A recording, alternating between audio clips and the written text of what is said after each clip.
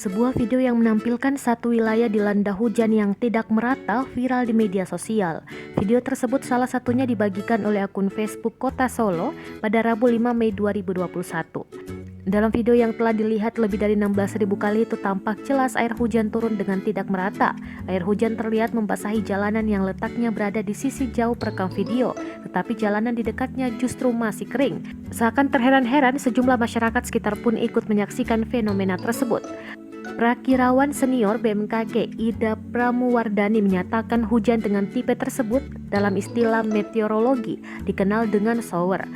Hujan dengan tipe tersebut, kata Ida, biasanya terjadi dari awan konvektif, di mana terdapat batas yang jelas antara daerah hujan dan tidak hujan yang biasanya terjadi pada fase awal matur stage atau tahap dewasa, ujarnya saat dihubungi kompas.com. Menurut Ida, cakupan awan konvektif ini apabila single call hanya sekitar 5 km. Sementara itu, Kepala Sub Bidang Peringatan Dini Cuaca BMKG Agi Wandala menjelaskan fenomena yang ada di video tersebut disebut sebagai batas hujan. Hal tersebut, papar Agi, sangat biasa terjadi di wilayah Indonesia. Menurut dia, hujan lokal dapat diartikan hujan dalam skala sangat kecil atau terbatas. Biasanya, hujan lokal disebabkan oleh satu atau beberapa sel awan hujan.